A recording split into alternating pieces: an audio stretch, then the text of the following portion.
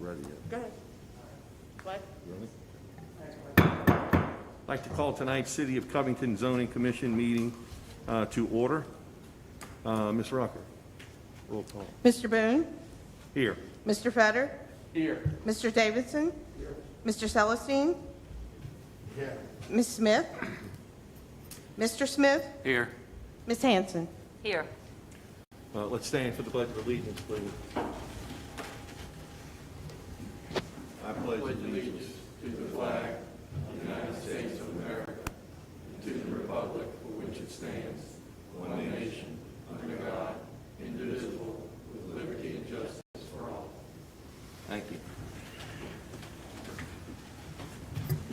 Before we get to the approval, I wanted to just make a minor, quick announcement that Ms. Rucker will be moving to a different department. This will be her last official meeting, and we're going to miss her terribly. She's done a lot for everything here and what she does in her job, and she'll just do that much more when she moves. But I wanted to wish her all the best. Thank you. And I'll still call and hassle every now and then. With that, we have the approval of the minutes from the November 16th, 2020 meeting. Commissioners, do you have any questions or comments or amendments? No. If not, I'll entertain a motion. So moved. And a second. Ms. Rucker. Mr. Boone? Yes. Mr. Fetter? Yes. Mr. Davidson? Mr. Celestine? Mr. Smith? Yes. Ms. Hanson? Yes. Okay, we have one case. It is case number 20-11-03. Text change. This was tabled at the November 16th, 2020 meeting. Please see the attached proposed text change ordinance and related case materials for the section as described below. This amendment's being sought to deal with issues related to the placement of accessory structures constructed in front of the principal. It is an ordinance of the City of Covington amending the following provision of the Covington Code of Ordinances. Appendix B, Comprehensive Zoning, Ordinance of 2010, Part 4, General Provisions, Section 4.3, Accessory Use Regulations, Section 4.305, Development Standards. Petitioners, the City of Covington City Council. Ms. Bagby. As you indicated, this case was on your agenda in November. The text change was tabled so that the authors of the text changes could do some more editing to the text. At this point in time, I'm going to turn the agenda over to the two authors who have worked on this text changes to indicate to you why this text change is coming forward and what type of issues we are trying to address with the text change. So I'm going to turn it over to Mr. Brown and Councilman Ludwig, who both worked on drafting the text change. Okay, please state your name and address for the record, please. Is this on? Is it on? Yeah. I've never been on this side before. Cody Ludwig, 330 West 23rd Avenue, and I'm here tonight representing the Covington City Council. This was something that was brought to us and several members of the council worked on since October. Councilman Lewis sat in on one meeting, Councilman Verrett, Councilman Smith, myself, Aaron, Chris. So we've all essentially, it was brought to our attention, not just by a few of the residents in my district, but just kind of friends, various, that some of the accessory buildings, my father who lives in River Forest and District C, kind of like, what's going on with the accessory buildings? They're getting a little bit closer to the street. They're in front of the houses. They seem to be getting larger. So, we started looking at the actual ordinance, and Ms. Bagby was incredibly helpful with all of her past ordinances dating back from like the 90s. She's very diligent with her research, and she had all of them. So essentially things over the years have just gotten loose.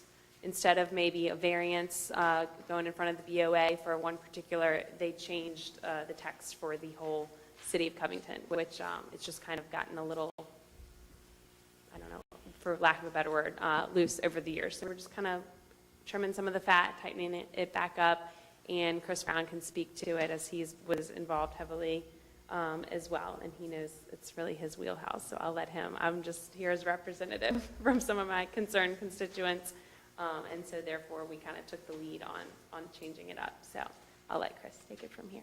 Thanks. Okay. Please state your name and address for the record, please.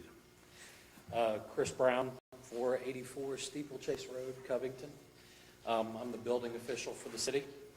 So, as Councilwoman Ludwig had mentioned, this started in earnest September, October, but it's really been an issue that even the past administration has had to deal with. We have had, in the last 5 years, I can name probably 5 or 6 accessory buildings that have been built in front of the principal residence. And in each and every case, there's been questions and concerns from neighbors that the last 2 administrations have had to deal with. And so what this ordinance aims to do is to make Covington's regulations more in line with what is existing in other communities in Western St. Tammany. And actually, prior to 2011, it brings it more into alignment with what our ordinance was prior to 2011. Councilwoman Ludwig had mentioned that,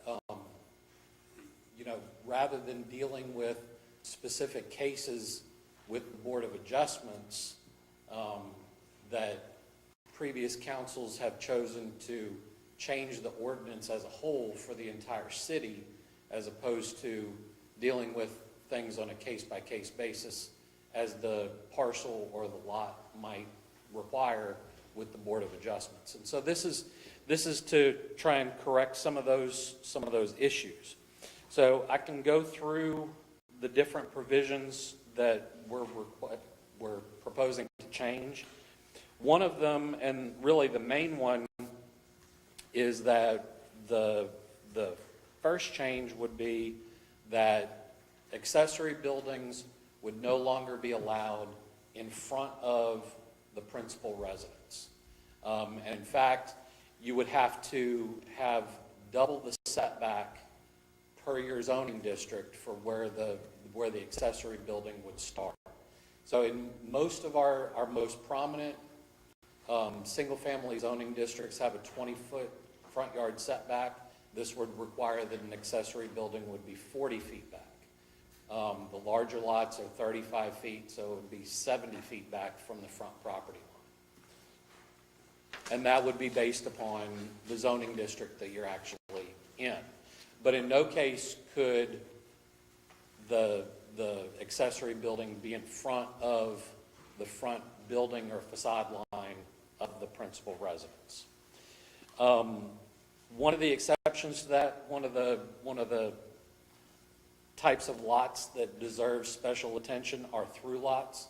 We have several of those, like on Janky, between Janky and Vermont, that they have, the lot or the parcel goes all the way through and fronts on both of those streets. So in what would be considered the rear yard, they would have to still have the accessory building adhere to what would be the front yard setback for that zoning district. So you couldn't have a house that fronts on Janky have an accessory structure that was closer than 20 feet to Vermont. So it would keep in line with what is customary in that area. Also, we have changed where it said as far as size of the accessory building, that it was related to 40%, no more than 40% of the rear yard setback, so the total area of the property. Now it's related to no more than 40% of the size of the house. So that does control or, reduce the size of the accessory building that could potentially be there. This was one issue that's come up several times, is that no accessory building may utilize metal or metal product for the siding unless it's screened from public view. So you can still have the option of having a metal shed or a metal building, but you'd have to screen it with either at least a 6-foot fence or with vegetation. You'd have to plant something in front of it. And then finally, we learned that the majority of the variance requests in the past for this ordinance came from our lots that are very narrow but very deep, that front on, or they have frontage on either one of the two rivers, the Bogafly or the Chafuncta. You know, people tend to build the house close to the river, and then they might have 500 or 400 feet in front between the road and where the house starts. So rather than changing the ordinance for the entire city and also addressing potential variance cases, we've said here that if you have a lot that fronts on either the Bogafly or the Chafuncta, that you can have the accessory building in front of the principal residence, but you have to adhere to all of the other provisions. So most of those lots are RLL lots that require a 35-foot front yard, so they would still have to be 70 feet back from the road. If they want to do a metal building, they would still have to screen it. They would still have to adhere to every other provision of the ordinance, but in those few cases, they would be allowed to have the building in front of the principal house, because of course the house in most of those cases is built very close to the river. And these changes, by and large, would correct the cases that the few cases that we've had over the last 5 or 6 years, you know, and deal with neighborhood objections and concerns. Okay, commissioners, how about some questions? Any questions for, go ahead. So this does not speak to the occupancy of the accessory building, that still remains the same under existing? That still remains exactly the same. Mr. Brown, why do y'all want to exclude metal or metal product siding from any accessory building? It's purely, it was an aesthetic request that came up through our deliberations, that we're not excluding the metal or the metal product. We're just saying that if you want to use a metal building or have a metal building, that you got to put a fence up between the building and the road, or you've got to screen it with some evergreen vegetative, or with a vegetative request, screen. Yeah, I mean, I don't know if you guys, if in your packets, if you received anything, but we did take some pictures. There was a building, well, there have been several metal buildings that have been put up, several of them that were the cause for concern. One being at the corner of Van Buren and 15th. Now, with these other provisions, that building wouldn't be allowed in that location. It would be moved, but one of the concerns was that it was a metal building. It was at a very prominent location, and it's just not in keeping with the context of that neighborhood. Can I take a look, please? Sure. And I guess my concern is that there are different, I suspect there are different types of metal siding buildings, and there are some that are probably nicer than others. Yes. So it can be like this kind of brick ranch. Sure.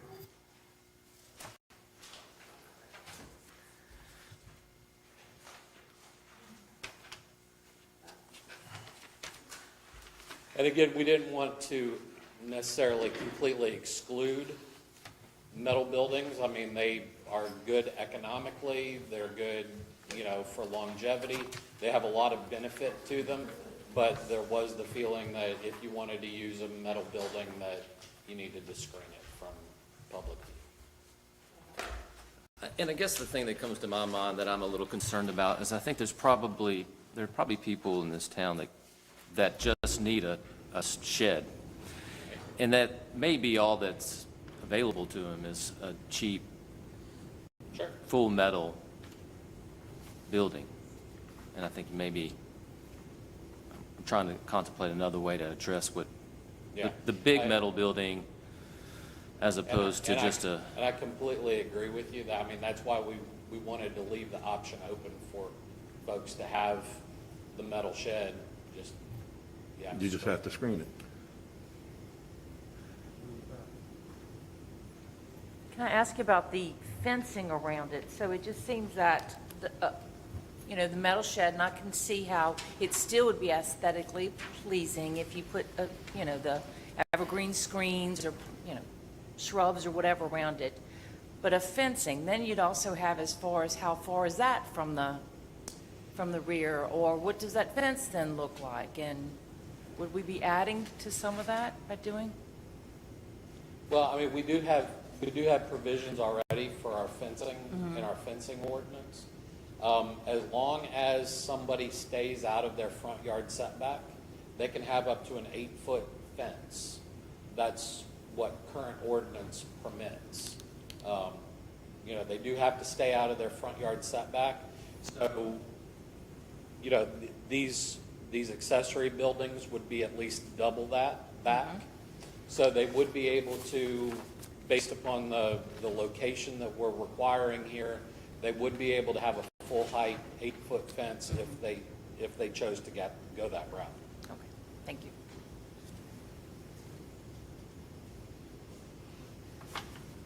Commissioners? in this example, how would they, I mean, the door, the metal part of the building faces the road. Right. So, So that's a very unique lot. That lot he's talking about at the corner of 15th and Van Buren. And even though that building faces Van Buren, Sure. the front yard, per the zoning ordinance, is actually the 15th Avenue frontage. So there is some space for that building. He would have had to relocate it to the opposite side of the house or of the structure. So that 15th Avenue frontage would then, it wouldn't have been on the 15th Avenue frontage. He would still be able to have it to where it would be fronting on Van Buren, but it would be flipped to or required to be in his rear yard as opposed to in front of the building. Because his front yard is considered the 15th Avenue frontage, which would be the side of that metal building. So that's a bit of a confusing lot, but basically that building wouldn't be in that same spot if we had these provisions.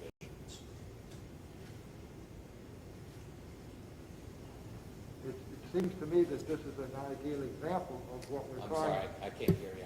This is an ideal example of what we're trying to avoid, so we don't have much more of this throughout the city. That's correct. Now, if you flip through, let's see which one is it. If you go back in the packet, it's actually the second photo, the one that's the page directly in front of the one we were looking at. So that's a garage with a red, you can see like a red front door on it. Okay, so this homeowner did an exceptional job of making this accessory building look like it fit into the neighborhood and everything else. What this is actually they built the garage, very large garage, in front of the house, and they did it all at the same time when they built new. So this was part of the new construction. This gentleman did a great job, but we had for months, we had very concerned residents that were, asking, well, how is it going to look to have, a 2-car, very large garage in front of their house? This is an example of, he did a great job, but he could have done this using the existing provisions. He could have built this being a metal garage with a metal roof, or, it definitely could have gone the other way. He's a very diligent homeowner, and he did a great job, but it could have gone it definitely could have gone the other direction too. This particular homeowner, while we're on him, he's got a courtyard that's actually between his garage, between this building and the house. And to comply with the provisions, he still could have done this, but he would have had to do like a covered breezeway or something that connected the roofs of the two structures to make it basically part of the main structure. So, you know, he would have had to make a few changes to this, but they probably would have been changes that he'd been amenable to anyway.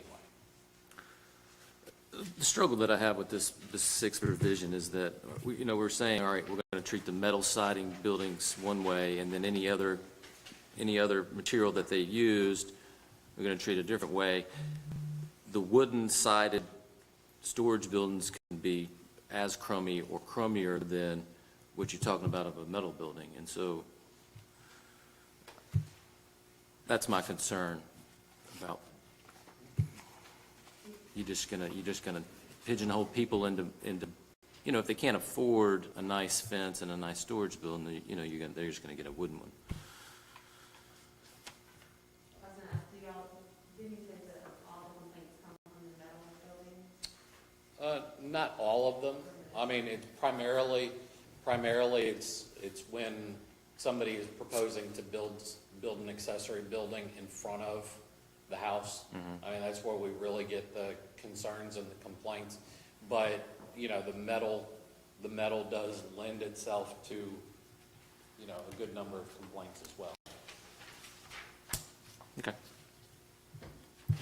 Would an accessory building that complies and is in front of the house, would it be allowed to have a driveway to the street? Yes, but the only way that could happen with these proposed new provisions would be if that is a structure that fronts on, or if a property that fronts on the Bogafly or the Chafuncta Rivers. So for every other property in the city, that accessory structure would have to be located behind the front of the principal structure. But yes, it would be able to have a driveway.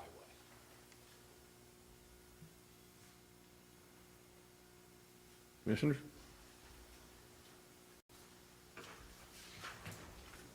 I want to ask a question. With where I live at, I have about 8 foot behind my house, and there's a big live oak tree back there. So nothing couldn't get built or structured there. In the front part of the street, part of my house, the steps is part of the street. Actually, it's city right away if they want to put a street there. So what you do in a case like that if I want to put a structure there? Well, you're saying that in the front of your structure is city right away, correct? Yeah. Okay. It's like, it's still more street. Your house would be right on the street? Right. Okay. Well, you would have to be able to construct anything in a city right away, you'd have to go to the city council and get a. No. enter the right of way. The main street, Fillmore Street, Yes. is right here. Okay. And it's supposed to be, it's 30, right? Nikita, 30 foot from the middle of the street to here. And it actually comes to about 28, about 2 foot of the house actually set on what would be the street. Okay. Okay? And on the other side of the house, there's a house that's like 8 foot from my house. Okay. Well, I mean, there are some instances, and that might be one of them, where if you didn't have any other place to put it, that you might have to go to the Board of Adjustments to seek a variance to put it in a place that's not permitted by. But the if it's ordinance. written the way you want to write it, Right, you can't build it now under the circumstances you're telling me under the existing ordinance. No, if I want to put it on side of the house, that property, my property goes from the house next to me all the way to the city right, the old alley right away. And I have about, what that is, I think about 30 foot to the left side of the house. So are you in RSL zoning district? Yes, Okay, so you have a 15-foot front yard that's required. So with this, as long as 30 feet back from the front property line, as long as it's 30 feet back, so double the requirement for the front yard, and as long as it's behind the front building line of your house, then you can put an accessory building in your side yard. okay, so virtually it'll be the side. Okay. Yes, sir. Reason I asked that, because I'm getting ready to put a building right next to, right next over. Okay. Commissioners, any other questions? Or clarifications? As soon as I get the commissioners through, yes. I have somebody that wants to speak. I'm assuming that could be you. Commissioners, any other questions for the city? Okay. I have Joe Holt would like to speak. If you would please come to the podium, state your name and address for the record, please.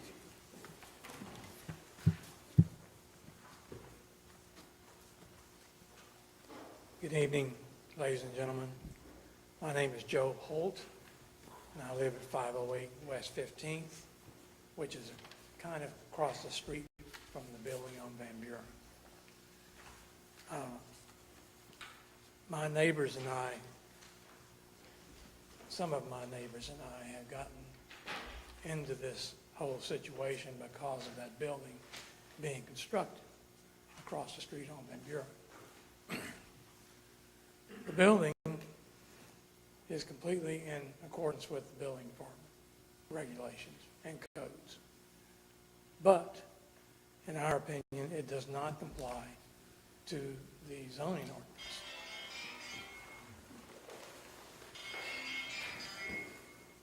And I'm saying that because I'm reading RS1, single-family residential, 3.901, purpose and intent. Single-family residences with accompanying accessory uses that are protected from the adverse impacts of incompatible, non-residential land uses. To us, that means a metal building is not compatible with this neighborhood that we're in. It's garish, large, bigger than a two-car garage. And we just feel like the zoning ordinance ought to be speaking to the building codes, because that's what this is about. Mr. Brown and Ms. Ludwig have been very helpful in trying to get this ordinance revamped in order to do that. It's going to end up being a situation, in my judgment, where Mr. Brown and his group is going to be the start of a judgment regarding the incompatibility or compatibility with the neighborhood. So that's what our input is, my input is. The only other thing that I would suggest is, when we talk about the fence, Mr. Brown can probably speak to this directly. It says 6-foot fence. That could be a chain link fence, or maybe it couldn't, I don't know. But we are wanting it to be opaque, to hide this building that could be deemed incompatible. Anybody have any questions? Commissioners, do you have any questions for Mr. Holt? You said judgment. Is there some litigation ongoing? Pardon me? You said the word judgment. Is there, you have some litigation ongoing? No. Okay. There's no litigation. I meant a judgment by somebody in the building department group, to make it incompatible, not compatible. Any other questions? Thank you. Thank you. I don't have anyone else to speak for that. Yes, ma'am, did you fill out a card? Yellow card I just gave you. Oh, it's the yellow one. Yeah. You ran out of purple. Okay. Yes, ma'am, come to the podium, please, and state your name and address for the record. Thank you. My name is Sandra Bro, and I live at 505 West 15th Avenue. I live directly across the street from what I call the airplane hangar. This is not built as a garage to keep cars in. This was built for an RV. And he didn't like the first RV, so he had to enlarge it. And we have pictures of what it looked like before with 2 doors. Now it has 1. So it looks bigger, even though technically it's the same dimensions. I have to tell you, it's gut-wrenching to be 74 years old and somebody builds something across the street from where you feel like you're going to live until you have to sell because one of us passes away. And my house has depreciated. And I've been told this by 2 high-ranking officials in St. Tammany Parish. My home has depreciated in less than 3 years. It's a brand-new house, Mr. Brown can tell you. My husband and I belong to Kiwanis, and Mayor Cooper even called us out at the meeting and said how proud he was that we bought this lot on the corner of Van Buren and 15th because it sat vacant for probably well over a year. And we brought the neighborhood, that particular lot back. And here we are at 74 years old with this across the street from us. I don't want that to happen to anybody else. We're not winning. We're losers. So by my husband, by Mr. Holt, myself talking to you, we're not going to win. We're just hoping this doesn't happen to somebody else. I don't know how many pictures you have. I don't know if you've seen the 1 door as compared to 2, but if you'd like to see it. And we were told that it was going to be hardy plank. It's not. And I would just like to show you how close this building is to my driveway. May I hand this to you and you can pass it around? Thank you.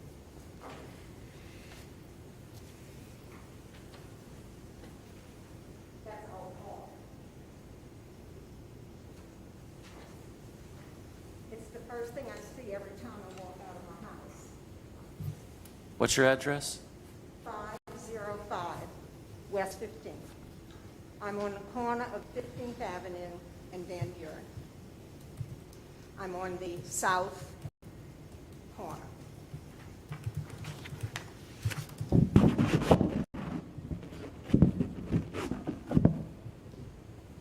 that's really all I have to say. I mean, the most important thing is my home is devalued. That hurts. That really hurts. And I hope that you'll each pass and look at it. It truly is an eyesore in a neighborhood that has really nice homes in it, beautiful homes. And it's an eyesore. It should never have been built. And I'm not blaming Mr. Brown because it was allowed, but it shouldn't be. I don't think anybody in Covington who lives in a nice neighborhood would want something like this across the street from them. We actually see people walking and looking at it and shaking their head. So that's really all I have to say. But hopefully you will vote for what we're asking you to do for the sake of Covington, of the neighborhood, so Thank you, that Ms. Brown. people don't have to have this kind of stuff across the street from them. Thank you, Ms. Brown. Commissioners? Go right ahead. Mr. Brown? While I certainly appreciate why you all have included the feasibility of metal structures in certain cases, I have to say that I do find this to be a true eyesore in a residential neighborhood.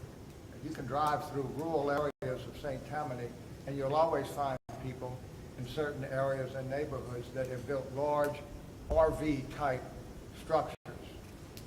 And unless they're way in the back of the lot, they're an eyesore.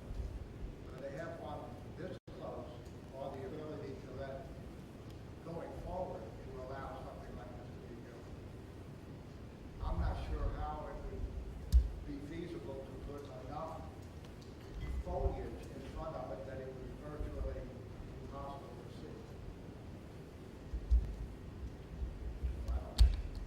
I don't think it makes sense to allow any more of these unless they were very far back behind the house.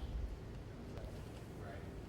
And this one instance, it is a corner lot, so, I mean, it would be very difficult to get it completely screened from both street frontages because it is a corner lot.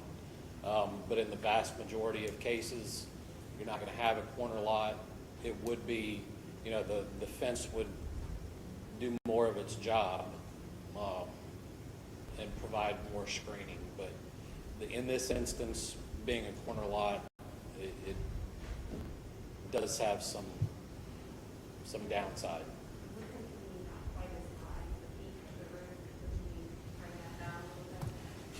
No, we didn't address the height.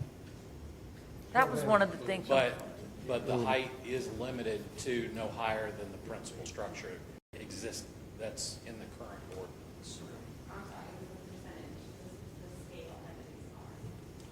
We didn't address scale other than we did address the total square footage. 40%. The total square footage is limited to no more than 40% of the square footage of the principal home. Based on this picture, it's hard to see, but I mean, based on this picture, it appears as though the metal garage is actually taller than the principal building, so that wouldn't have. And, well, it's not. Oh, it just appears that way? It appears that way, but, as far as pervious, impervious coverage, height of the slab, the height of the structure, I mean, it complies, just barely, but it complies with all of our current regulations. I know I keep getting stuck on this 6-foot fence, but I'm concerned about the wording in this, and maybe you can help us out with this, but when it says screened from view from any public way. So, I mean, you could technically have, based on the wording here, you could have a chain link fence with a green screening on it, and that may end up looking worse than seeing, like, let's say they go to one of those Home Depot Lowe's and pick up one of those mini garages or whatever sheds that they want to put in their backyard. Yeah, so let me just say that in all of our meetings among staff and the council and everything else, we did talk about a lot of different things that we could potentially do. But one of the things that we wanted to stay away from was getting so specific to where staff was going to have to make subjective judgments about things. So we wanted to stay away from having to basically do, for lack of a better term, an HOA design review on every shed or accessory structure that was coming into the city. Because we're just, we're not set up for that. We don't personally care for, making subjective judgments. Nikita and I certainly don't want to have our taste, being thrown onto the citizens of the city. We wanted to have something that was either a yes or a no. Do you have a fence? Don't you have a fence? Are you screening it? Aren't you screening it? Is it metal or is it not? We wanted to have basically, you know, where it was hopefully making the situation better, but at the same time, not putting our judgment in place of your, you know, your property rights, your ability to buy something or to put something up that you happen to find is acceptable. So the key So- term here is screened from view. Screened from view, yeah. I mean, I would think that if you may want to tighten that up a little bit. I mean, I wouldn't have an issue with that, but I would personally, the way I would look at it, I don't know how Rod would look at it, but if you're putting up a chain link fence, well, that's not screening anything. Well, you do make a comment So, about, you know, I mean, I would think I would require you to do a little bit more than just a chain link fence when the provision says to screen it. But, I mean, that may be an area that needs to be tightened up a little bit more if you want to yeah, you say clarify here that it can be allowed up to within a year, it has to reach opacity. So you can put up Right. a chain link fence, plant shrubs. Correct. That within a year would have to hide the fence and the shrub. Right, and that goes in line with like our vehicle screening provisions in the landscaping ordinance, where you have to have vehicle screening in front of a parking space, but you're given some time for the hedge to grow in. You know, you got to give them some time, but you also put in there to where, you know, they can't plant, you know, something that's 6 inches high either, that's going to take 10 years to grow into. It's got to be at least 3 feet high at the time of planting and then reach its full height within a year.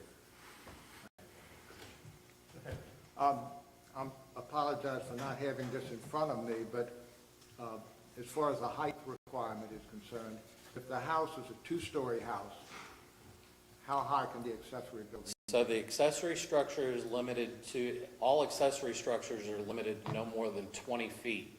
Now that's a 20-foot mean roof height, so that doesn't necessarily mean that the peak would be limited to 20 feet. You know, you could have a peak at 30 feet and the eave at 10 feet and your mean roof height is still at 20. So, you know, you have a 20-foot mean roof height basically to the middle of the roof. That's your limitation. And or the height of the principal structure, whichever is less.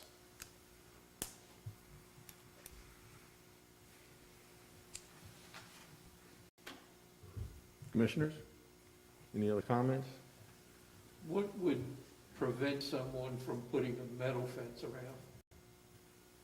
Well, in our fencing regulations, we do have a prohibition against like sheet metal fencing, like you would find at like a junkyard or something like that. I mean, we do prohibit that type of fencing.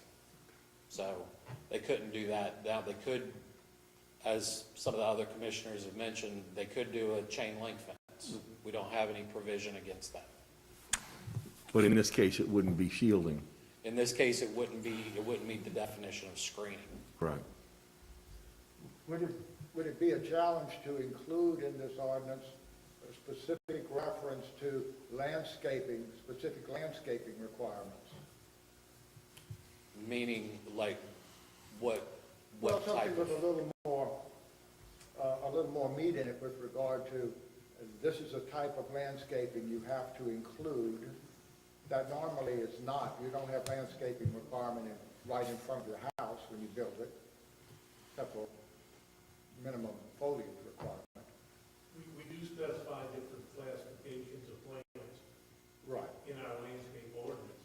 right. So you theoretically could specify certain types of plants that are required to meet the screening requirements. You'd have to pick them out, and list them. Certain types and numbers of them, theoretically.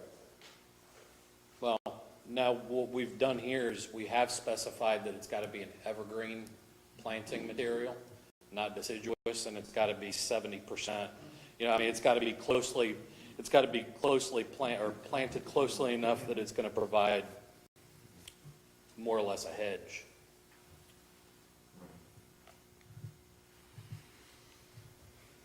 So- One last thing. Absent this ordinance, what happens now when somebody wants to build an accessory building and they make a zoning variance request, or they just put in a permit request to build a building? No, all that they do currently is just put in a permit request. If it's more than 200 square feet, then we review, you know, where they're going to put it. You know, they have to provide us with a site plan. The fill ordinance limits the height, you know, above grade of an accessory building. So we look at all of those factors. And if they want to put it in front of their house? Well, if they want to put it on the front of their house, they potentially can if their house is built far enough back. Their only restriction currently is that it's out of the front yard setback. So that's different. You're actually changing the criteria for his review. That is what you're doing with his ordinance, that when he gets a submission, he's changing the location criteria to what you're proposing, what is proposed here from the current. I'm sorry, one last thing. And if an accessory is built and they put something around it so it blocks the view, but it doesn't really block the view. You know, let's say they just put a chain link fence around it and it doesn't block the view. What is the follow-up of that? If they violate it, they have to be cited for a code Okay, that's, Right. they'd have a code violation as a follow-up. Right. But that's what I'm saying with the landscaping. I think, I agree with you that we shouldn't get too detailed in it, and no pun intended, too much into the weeds with it, because this basically takes care of it, that if neighbors are complaining and saying it's Then it not doesn't blocking meet the that. view, I mean, it's not, you know, so Well, we then can go it would potentially, as Rod said, it would Be become a zone- it would become a code enforcement code case enforcement issue. after the year, and potentially be brought before the mayor's court. Thank you. And if it's far enough back, it doesn't, like, this is only if they want to put it, the vegetation and the fencing is only necessary if it's, like, in front of the house. Well, I mean, sorry, on the no, side. it would be, Side. no, it would be if it's metal, if it's metal siding. Yeah. Right. And it has to be in public view, right? It would have to be in public view, that's correct. So you'd have to be able to see it from the street. And it can only be in front of the house if it exceeds the current setback by, It would only be allowed in front of the principal structure if you're on a lot that fronts on the Bogafly or the Chafuncta Rivers, and it would have to meet every other provision of this ordinance. So it would have to be at least 70 feet back, because in most cases, those lots are RLL that requires a 35-foot front yard. So it would have to be at least 70 feet back. It would have to be a lot that fronts on the river. So that's a pretty limited number of potential locations. And I'd also like to remind everybody, this is an ordinance amendment that's brought up by the city. They do this from time to time periodically. It can be amended again and again and again. So it's not, this isn't the end of it, and it's not the where-all, but it's a start with something that's been discussed. And as far as the behind the front building line of the house and things of that nature, I'll just remind you that that's the way our ordinance read prior to 2011. So in many aspects of this, we're just reverting back to the way it read 10 years ago. Ms. Bagby, was this one of the deals with the accessory use that we went through public meeting after public meeting? Yes, you are correct, and yes, Mr. Brown is correct. We are returning a lot of what's been proposed to you now back to the way the ordinance read prior to the 2010 ordinance that was adopted in 2011. I guess my only concern now is reference to a chain link fence. That I'm not sure why that should be allowed, no. that's up to, that's up to all of you. I mean, you know, and the council. I mean, if that's an amendment that you all would like to propose and that it be required to be like a wooden privacy fence, I mean, that's something that I you just can see the certainly ability of entertain. that being abused. I think, though, if the city is going to be in charge of this and regulating it, it's clear that a chain link fence is not going to obscure the view if it's in view of the public. And again, I agree with you of not wanting to get into, you know, we don't like that blue you paint in your house. That's not what we do with these ordinances, so I think it's pretty clear. Yeah, but I would remind y'all, you have a right to make recommendations when you forward the proposed ordinance to the council. Does it go back to the council? Yeah, in other words, this is a text change, it's no different than a zoning change. You make you're gonna vote on whether to approve it or disapprove it. You can vote to approve it with amendments. It then goes to the council, and the significance of your vote is the council has a right to approve this by simple majority unless you vote different, vote no. Then they have to have a 2/3 vote to override your recommendation. I mean, if we wanted to provide some clarity to it, the fence statute says fences or wall construction materials, fences or walls must be constructed in wood, chain link, masonry, wrought iron, vinyl, stone, or rock pickets, split rails, or other like materials. We could just insert wood, masonry, stone, rock, or vinyl between foot and fence, and that would clarify the materials that we considered to be capable of screening from view. And then if somebody decided to use the other provision and create some sort of vegetation, and they wanted to use chain link or wrought iron in conjunction with that, then so be it. I mean, that may eliminate what you're talking about, Mr. Davidson. It would, but then again, you just called out what the current ordinance requirement is for fencing. Sure. I'm just suggesting that we, for this ordinance, we eliminate chain link fence. And that I would recommend that we approve it with that adjustment in it. I'm still concerned about the idea of some minimum planning requirement, but I'm not sure how to address that. I mean, I would like to say that this is a tremendously important ordinance that you all have worked hard to put together that is badly needed so that we don't have any more of these kind of abuses.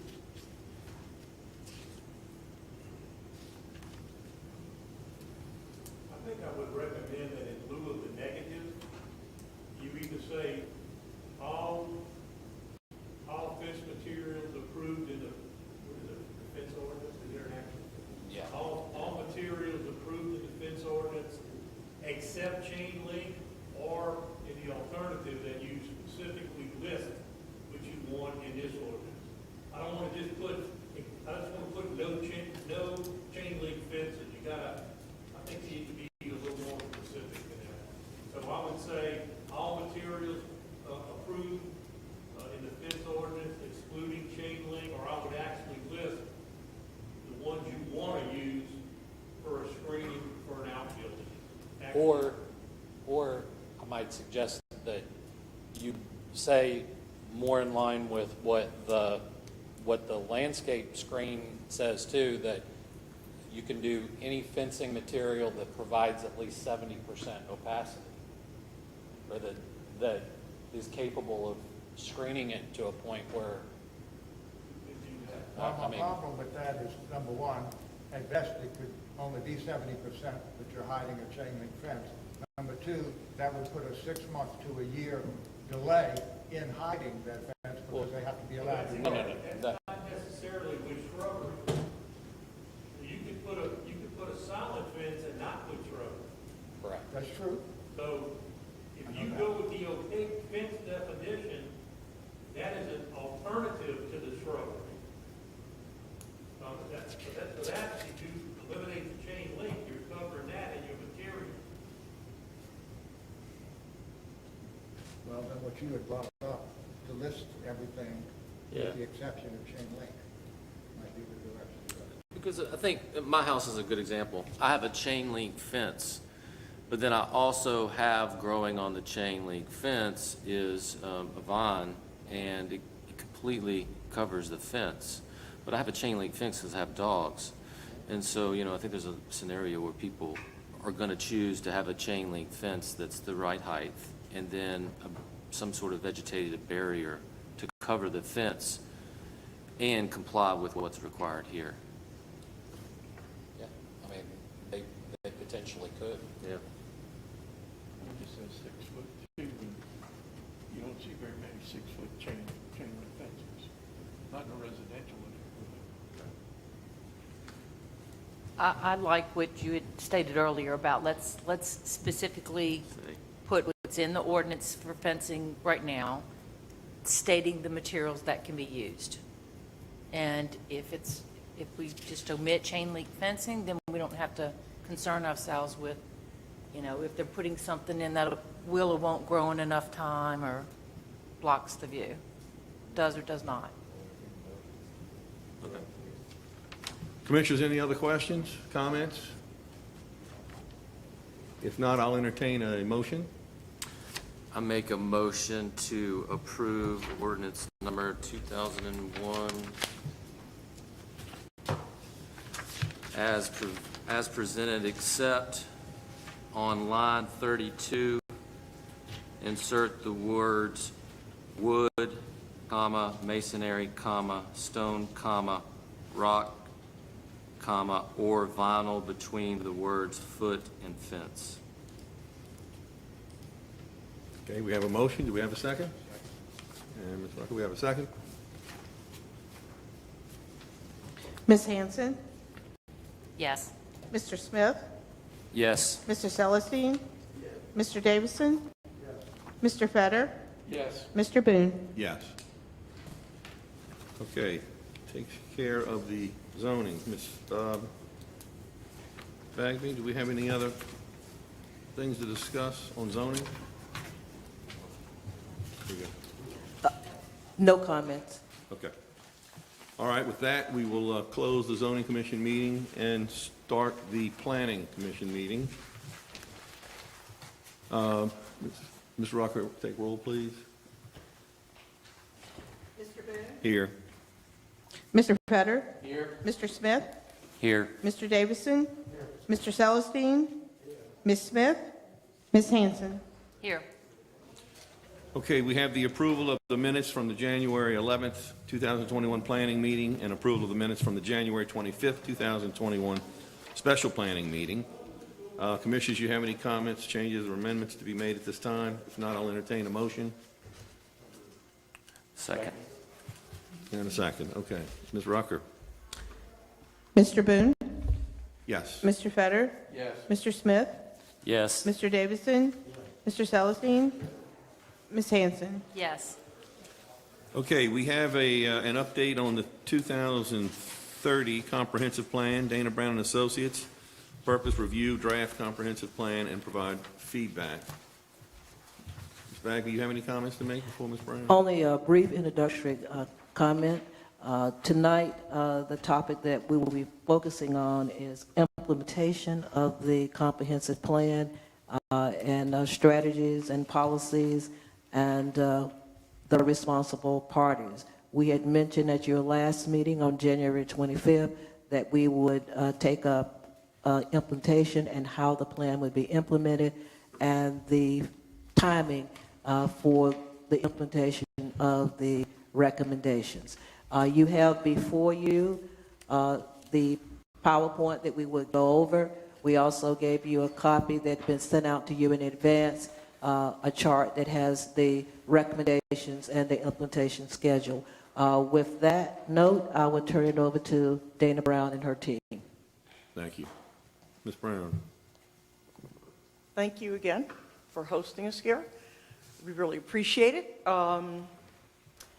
The matrix that Ms. Bagby referred to is a draft. So this is definitely for your input but we did take a first cut, and we spent quite a bit of time, and with our subs, coming up with what we think are actions that would need to be taken to implement what the recommendations are, all the things that we've already gone over with about the comprehensive plan. This is just here. Yeah, there we go. Just a reminder about the vision that we have. That's what everything is sort of calibrated against.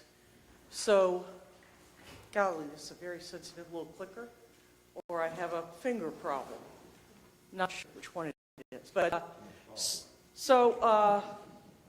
one of the first things we want to discuss about implementation is one of the things we've learned on many, many projects working with a number of cities and parishes, which is keeping the public involved.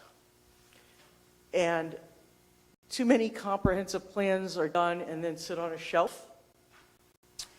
And council members change, planning commissions change, mayors change, and then it's just not really addressed. So one of the ways to, one, show the public that the massive amount of their time they've invested in helping us with the plan and develop it, giving us input, coming to workshops over and over, is to keep them informed about implementation. So our suggestion for doing this, and this doesn't have to be the way you do it, is to keep the project website going and talk about what's happening, about completed projects, projects that are underway, show some progress photos, even let the public do that, give them online forms to comment.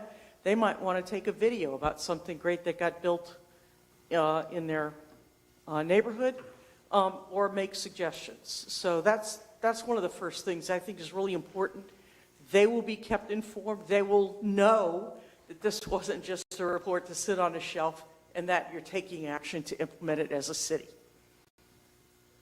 Okay, so we're going to talk about implementation in terms of a timeline. And again, Nikita mentioned this, the type of actions we're talking about, and there are different types, who the responsible parties are, and then next time, the opinion of probable costs, we say it's for budgetary purposes. I know that's a lot of jargon, but that's what my insurance company makes me use. I can't say a cost estimate because they won't cover me anymore. But it's for budgetary purposes because obviously you don't know if you're going to do it this year or next year, and things change. You know, one year China was buying all the plywood, and you couldn't form up concrete hardly because of that. So you never know. But we are going to suggest also potential funding sources for implementing things where a cost is involved. So the timelines involve really just 4 periods of time. Now remember, this is 2030, so we only have 9 years left. We've got some work to do, right? So the first one is quick start. That's another thing we've learned that's really important to let the public know you're taking action and you're doing something with this comprehensive plan. And these are projects you'll see that are easier to implement, don't cost much money, maybe nothing, and they are visible or they have a great benefit. You sort of took one tonight. You did a quick start tonight, really, even though we didn't recommend that. You took some action that was going to make a big difference in the future. Short term is 1 to 3 years. Medium term is 3 to 5, and then over 5 years is long term. So those are the timelines. And we prioritized the time based upon factors of safety, how complex the project or action, it's actually an action, some of them aren't projects, is to actually accomplish, the cost of it, and the benefit that you get out of doing that. So that's how you'll see actions presented. Now, there are 3 types of actions: policies, programs, and projects. 3 Ps. So obviously policies, you know that like the back of your hand. That's what you're doing all the time and what you did tonight. Programs might be more senior class. These are just examples, more senior activity focused physical activity classes focused on seniors, for instance, and rejoining Main Street program, things like that are programs, right? And then projects are things that are going to be more tangible that you'll see, that we actually implement something like bike lanes or the wastewater treatment plant upgrade. So policies, programs, and projects, and that's how I'll talk about them. That's fast. And then the responsible parties, these are just some of them listed here. I'm not going to read them all, and there are probably others, but that's what we've identified so far. Oh, gosh, come on. And there's some funding sources we already started to identify, but I'm going to move. I know you had a big agenda right before this, so I'm going to keep it going. And funny, the first thing I'm talking about is accessory dwelling units, not just accessory buildings. And one would be addressing this in zoning. Now, you might think about the reason we brought up the idea of allowing accessory dwelling units on larger lots is to help create some opportunities, really much like the gentleman who talked about the single bedroom, one bath house, is opportunities for more affordable places to live. So that's one on larger lots. Also allowing some smaller lots in some areas, but where the part of the land is preserved as common space. So instead of taking it and dividing it all up so that everybody has this big backyard to mow, or front yard and backyard to mow, they have smaller pieces of lots, smaller parcels of lots to own, but they commonly own more space. So the density isn't denser, it's just how it's divided up. Does that make sense? Okay. So those are just some of the things that is a quick start that are policy changes, which definitely comes under your purview. So they don't really cost anything except a lot of time, Mr. Brown already put in. And you certainly could, hire somebody to write these, but the staff could write these and with other department help. Now, there we go. Another one is about crosswalks. That's a big safety issue, and we think you could get some funding for this, but that is a terribly expensive thing to do to implement more brighter, stronger, more visible crosswalks. It helps the pedestrian know where to cross, and it helps the vehicles know that pedestrians might come here, come to this location. I'm not going to read everything here because that would be crazy, but you have it in front of you and you can ask at any time. So, okay. Programs. Those are some of the projects in Quick Starts. Policies in Quick Starts. Here's Quick Start programs. One is Rejoin Main Street program. We think that's very important and it helps with funding. And this particular graphic from the Main Street website shows that there is an economic benefit to being part of the Main Street program. And you have to be to get certain types of funding sources, certain types of grants. Let's see. I think that's the main thing I want to talk about here. There's some others on that.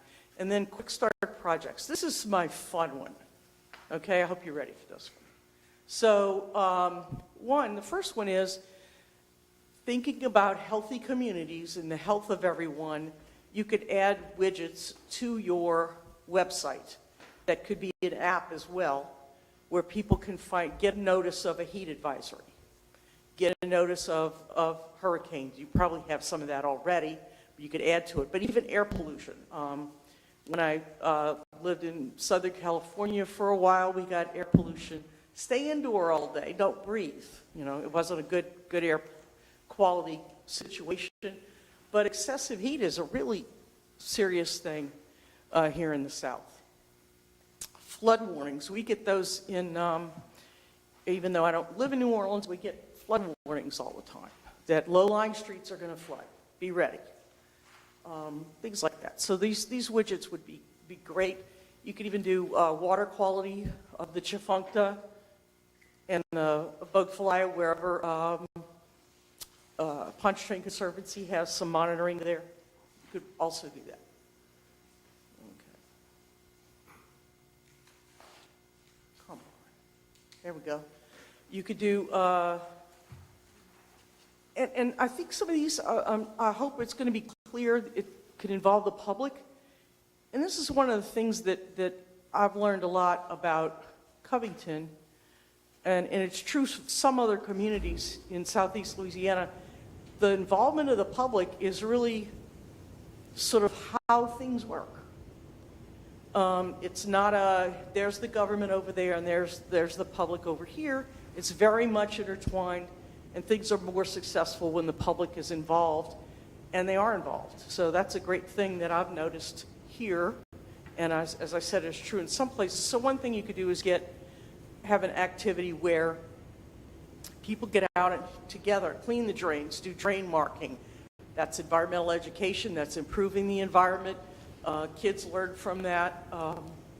That's one other idea for a quick start. People are involved.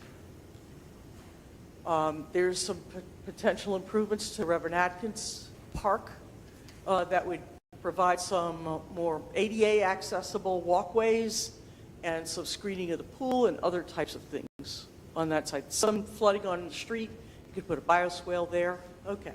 Now here's the real fun part. I don't know if you've ever heard of tactical urbanism, and I'm going to slightly misuse the term, so don't get on me there, Nikita. But typically tactical urbanism is when you want to try something in a city and not permanently, but it could be permanent. And you get people to get involved in it, use it, see how it works. In this particular case, it's about putting some temporary seating, or it could be dining in a parking space by a restaurant. So you're taking one parking space and giving them more area to have dining. This is happening all over right now during COVID, where they're taking spaces outdoors. So along Magazine Street or St. Charles Avenue, various places like that, where there's not enough room outside, that they're taking up a space to where they normally park. So that is just trying something. Then you might say, well, let's make that permanent if you want to, but it's about trying something. And maybe you only do this on Friday and Saturday evenings. There are a lot of ways you can implement these. Here's one where the public actually sort of took something on the left, where they were trying to get a city to implement ADA ramps at this particular intersection or along this street, so they just built some and put some stripes and said, this is what we're trying to get you to do. Sometimes tactical urbanism happens without permission. Just letting you know. Here's one where they took the parking lot and turned that into outdoor dining with an overhead arbor. Okay. There we go. Sometimes you take, and this is one of our recommendations, have a particular street or blocks that you, every once in a while, block off from traffic, so, sort of like your block party, and have activities out there on the street. On the left, it's gathering where there's music, and on the right, it's an actual exercise activity. Now, here's my favorite, which is to merge together the artists that you have here in Covington, in the area, with things that need to be done in the city, and also help to make the city a little bit fun, which is creative crosswalks. These are real ones. I didn't make these up. That is actually Snoopy and Charlie Brown painted on the street, but it looks like they're walking across the street almost like the Beatles in Abbey Road. And the one on the right is painting where they are going to put, or want to put, curb extensions on the corner, if that makes sense, where all that paint is. So that's an area where they might move the curb out and put in some areas to hold water for stormwater management. But right now, they're just sort of testing, getting people's feedback. So the one on the left is permanent, the one on the right is not. Again, get artists to come up with various ways of doing crosswalks. This one on the right, this is not, it's not floating, but it looks like it's floating, and it's just a fun thing to do. On the left is piano keys, and on the right there are these ropes of different colors all twisted together. There's so many different things you can do. Here's one where they took a whole intersection and somebody drew out the whole thing, and then the public came and painted, filled in the colors where they were supposed to. On the compass on the right and on the left, you could see, again, it was drawn in, and people were out there painting the colors to make a crosswalk. You could have a theme related to what the buildings are in that area, or if it's in the historic district, or if it's by a school. But there are a lot of different things you could do. And here I was just showing something that we had proposed a while back, where the Tammany Trace logo becomes right in the middle there of Gibson. Again, reminding everybody that the Trace is along Gibson to get to the trailhead. Okay, how are we doing? Hard for me to talk fast, but I'm trying.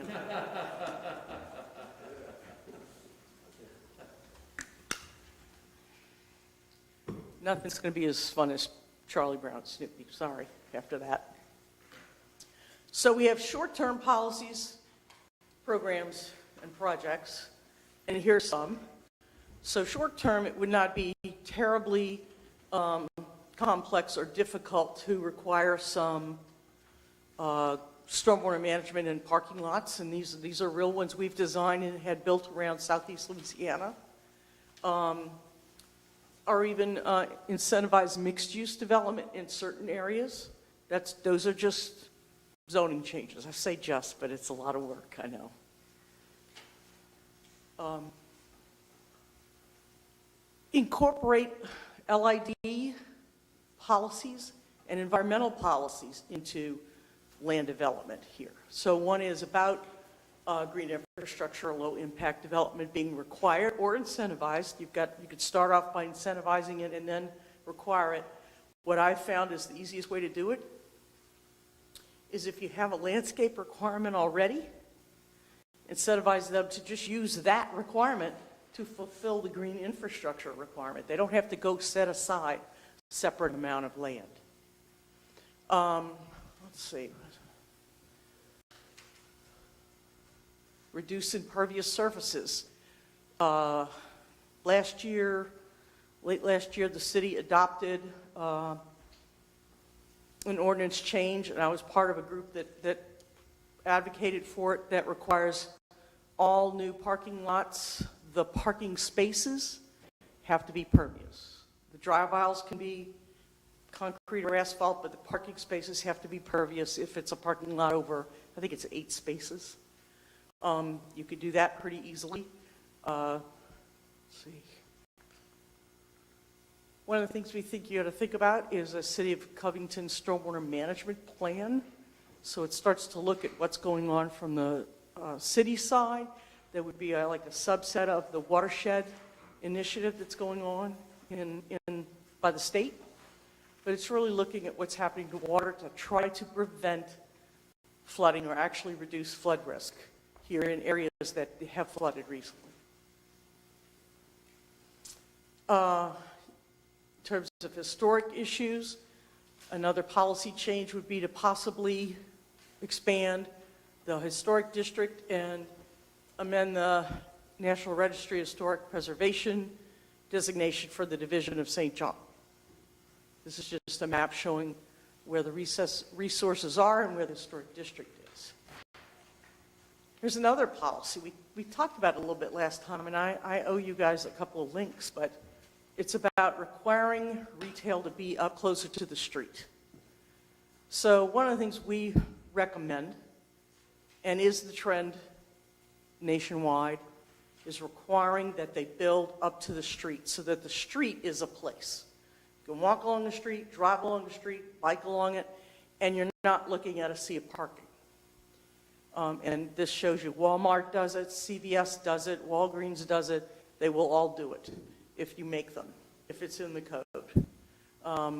And so, but you can allow them, if they have to have a bunch of parking, is if they have buildings in front. And you've seen this in a lot of places where there's some smaller buildings in front that might be a bank. It might be something like a restaurant. And then there's parking behind those with a drive-through, and then the big box or whatever it is behind there. Does that make sense? You know, if I'm drawing in the air again, like I usually do.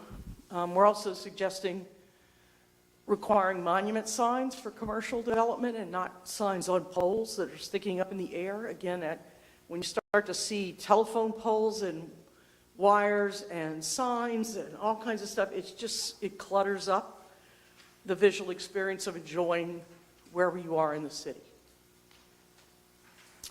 Another one is 5G. I think we talked about it a little bit, is making sure you're ready for that technology, because there will be new facilities, towers, et cetera, and you're going to have to address, or we suggest you address, the aesthetics of that and how they look before they're right here, which they're almost here. Okay.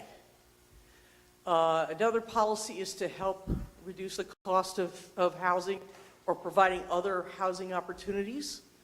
Again, thinking of perhaps a couple or a widower with it's empty nest, no more kids.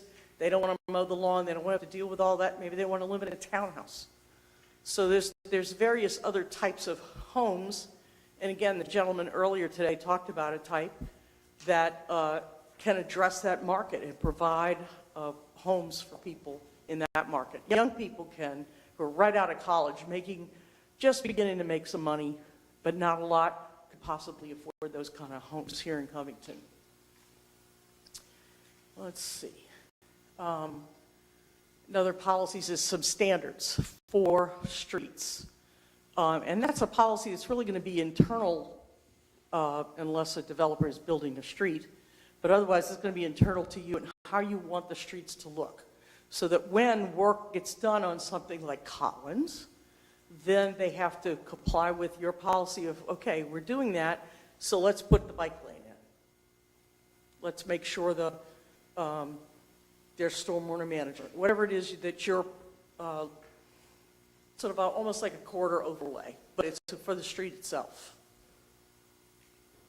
I'm sorry? Yeah, you'd have to have a separate lane that's definitely safely Yeah, and a big separated. steel railing of some sort. Big steel, For not when a they're- chain for link when they're fence, huh? texting No. and not looking, that sort of thing. That's true, that's true.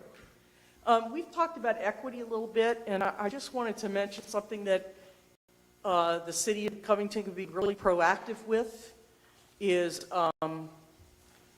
trying to identify things that they can do to make policies, decisions more equitable. And the reason why I put these little charts here is to show you the difference between equality and equity. And I always think about it, I only have one child, so it was easy. But if you have several kids, right, treating them all exactly the same is not what's fair.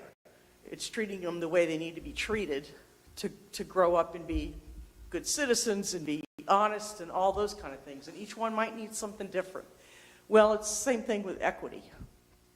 I'm the short person on the bottom in green, so I would need a lot of boxes to stand on to see over that fence. That's equity. Programs try to market some of the vacant properties, maybe with the business association, to help you do that where they might exist downtown, not so much.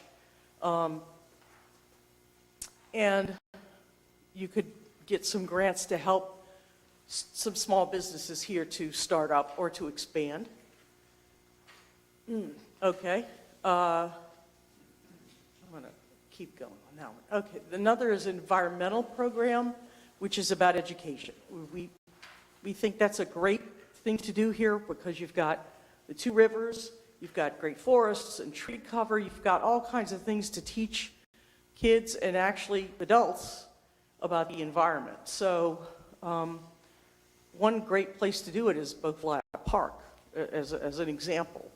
But there's a lot of ways you can help to educate the public about the environment here, which helps them to want to do things to protect it, like not dump crawfish, boil water down the drain. Don't do that.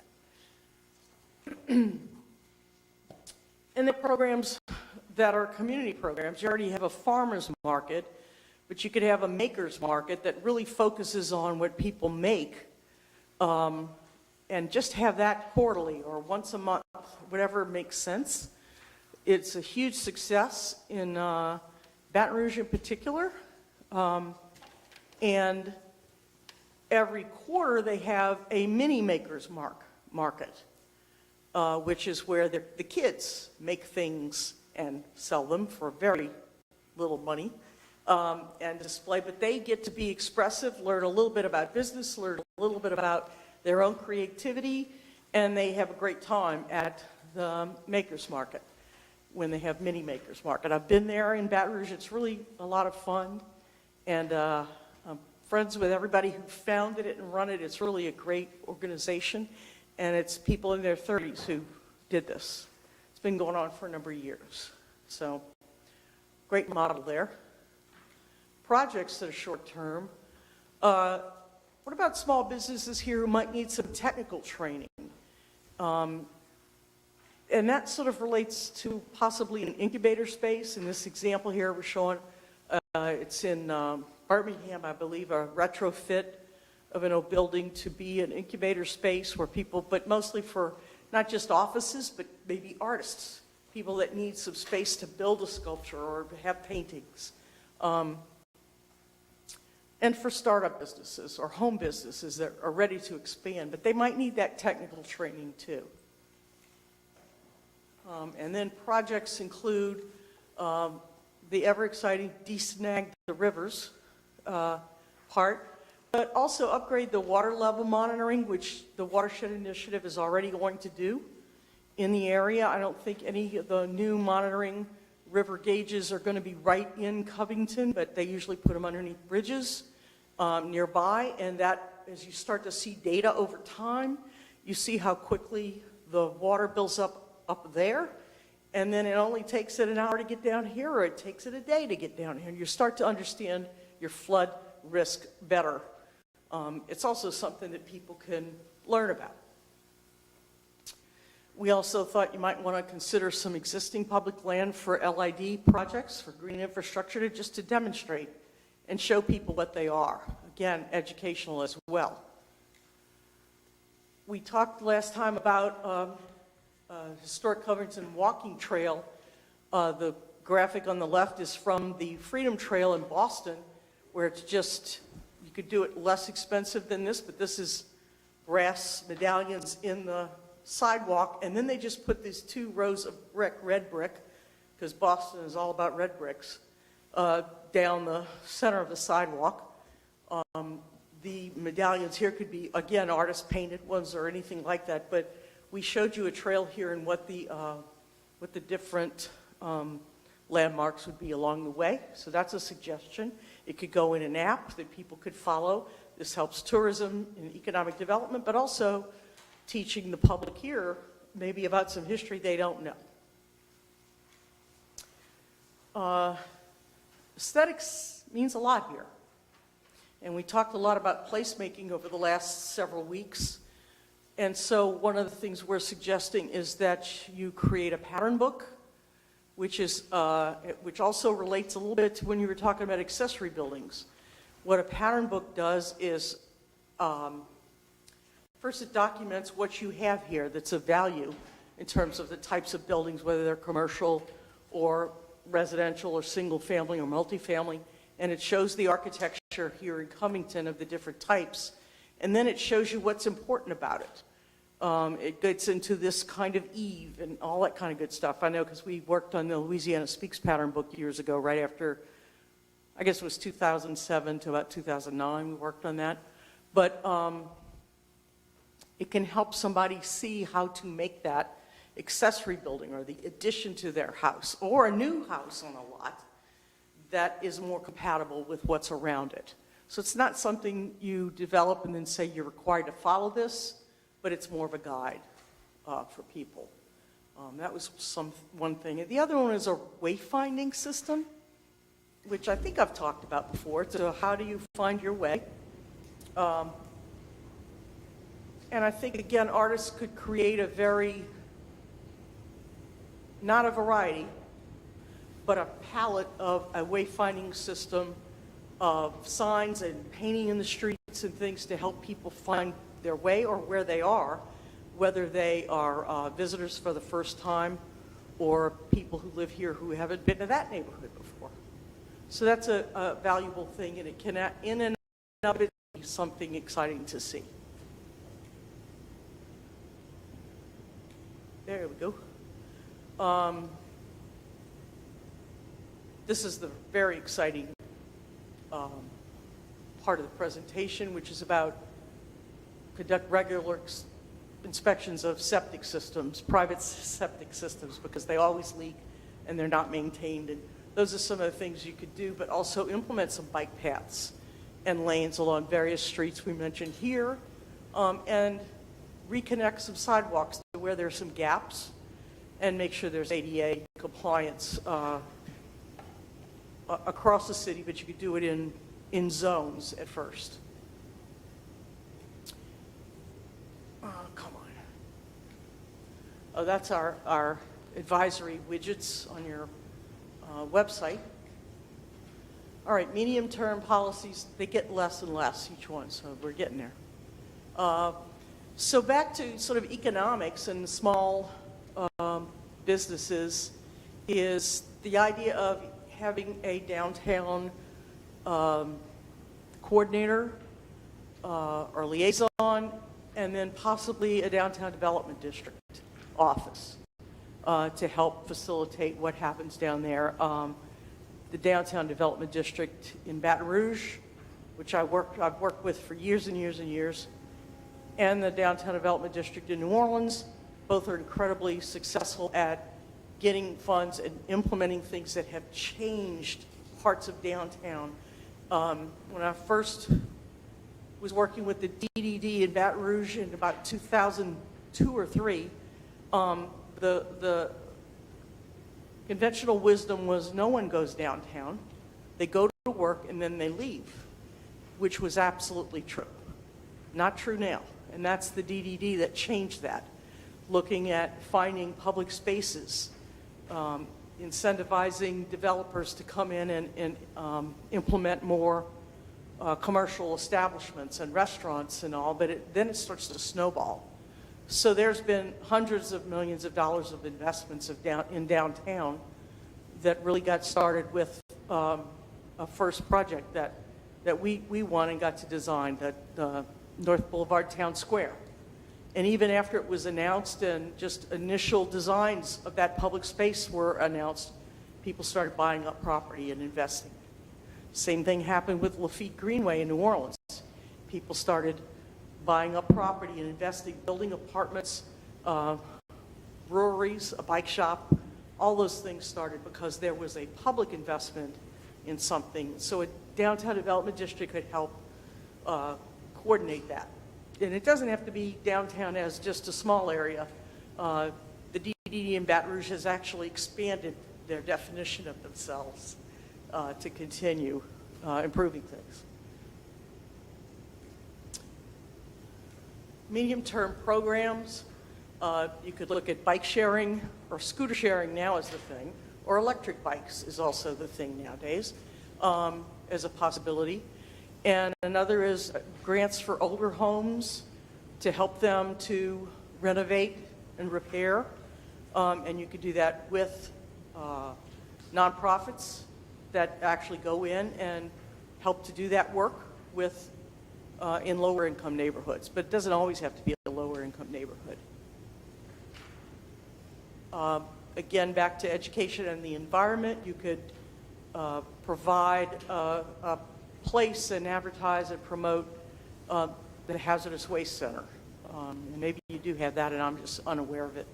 But where people bring like batteries and things like that that they have expended oil, those kind of things, right? And you can paint it to look exactly like this cartoon right here. The city used to do that. They used to? They used to have a day you could go bring all of your stuff, the hazardous stuff, the paint, all that stuff, just sitting like twice. Yeah, and it's a place where you can just bring it all. That's right. You just save it up and bring it. I think I had one more thing. Also, obviously, another program would be Elevate homes that have experienced repetitive loss from flood risk, if you can't minimize the flood risk or reduce the flood risk. So that's a complicated one. Another one is about some trails, establish some trails that connect to the Tammany Trace, to the trailhead, and to some major walkways through the city. You can see modifies Branch Crossing Road to prevent some flooding. And this one is about the desnagging again. And let's see. Oh, the water tower, the Theard Street water tower, which is historic. That going to need some rehabbing and repair so that we don't have greater costs later to rehabilitate it. You have some plans that you've done, paid for. West 30's plan that you could begin. There's a congestion management plan. There's and I'll mention it again later, the master plan for Bogflia Park that you could start looking at, and we have some of those things in the matrix that you can begin implementing because you've already done studies for them. We did suggest you might want to look at the boat launch, doing a master plan for that, because that could actually be a much greater, not grander, but really much more elevated facility for people to go to at the boat launch. Medium term, I hope you could see the welcome sign, welcome to Covington, down all the way down sort of to the top left of the picture, the rendering. Those gateways are important. We've talked about them before, so we're suggesting that you, the medium term, try to get some funding to implement those. There are things you can do, again, for aesthetics, instead of, make sure all your traffic signals are on poles with arms. And they had to do this in Baton Rouge. They had to change them all because they were poles with wires. And the lights just dangled there. It was very ugly. Those are kinds of things you could do.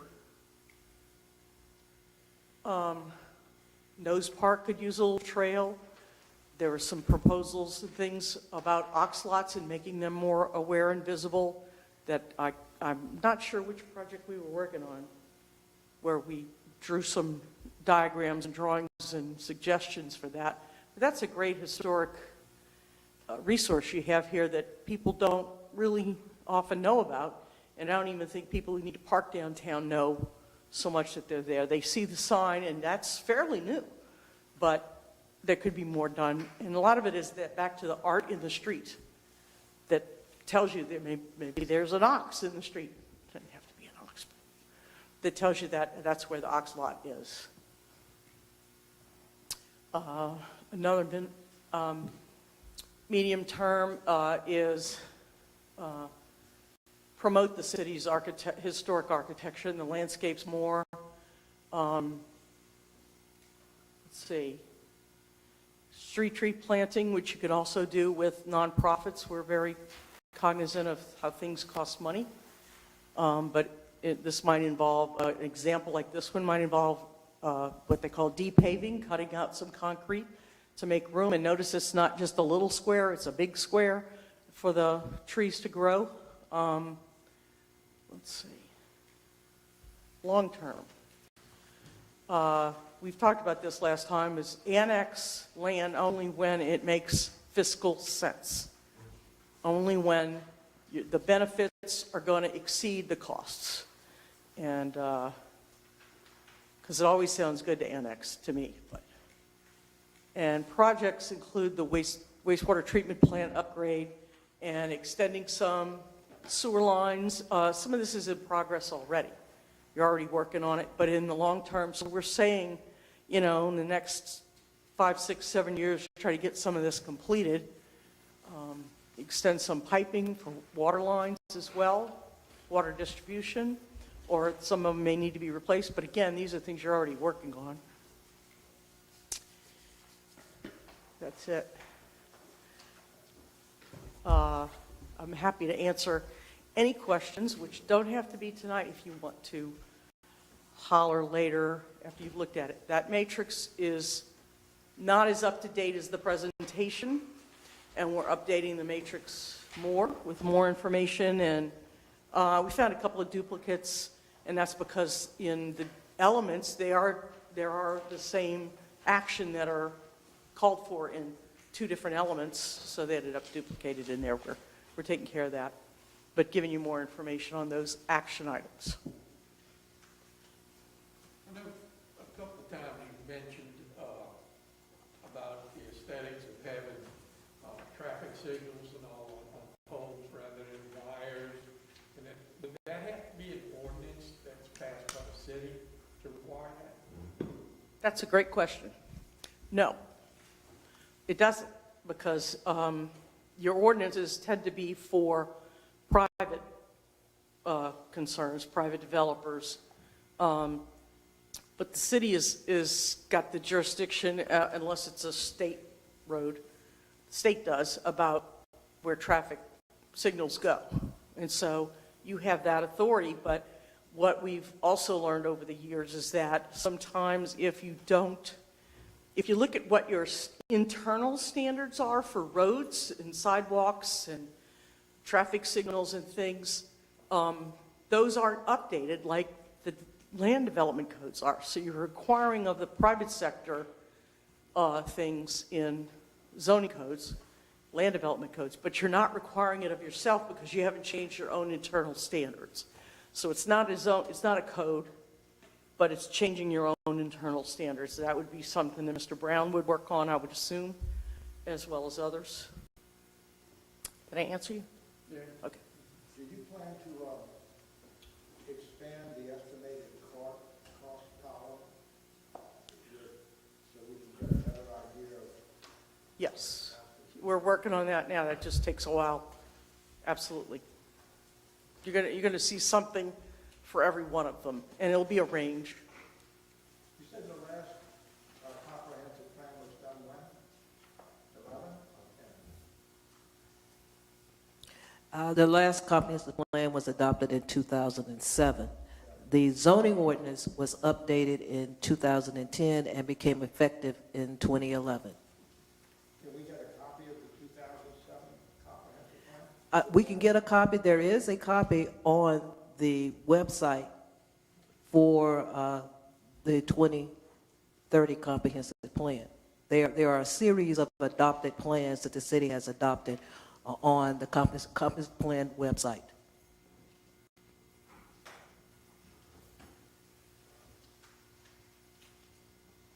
Commissioners, any other questions, comments? Thank you, Ms. Brown. Thank you. I appreciate your time. Thank you. Ms. Bagby, anything? No further comments, just please continue with ethics. The March 15th agenda is very, very packed, so we will have 6 cases on the Planning Commission's agenda and 2 cases on the Zoning Commission's agenda. So March will be a very active month for you, and April and May, we will also have some substantial cases. Okay, thank you. Are we scheduled to vote on this in the March 15th meeting? Well, let me make, thank you for reminding me. We have scheduled a workshop to talk more about this on February the 22nd. That's on your calendar, so you may want to, I don't know where the commission is going to be after we have our workshop on February 22nd. if you're going to feel you're going to be in a position to vote on March 15th. But we're not, I guess the only thing that we're expecting that we don't have is maybe a little more information on the spreadsheet about funding and timing and that sort of thing. Is that true? Yes, you're still waiting for that information related to costs. And that can be moved with the March. So there's no pressure for that. All right, well, that, with everyone in favor of adjournment, say aye. Aye. Meeting is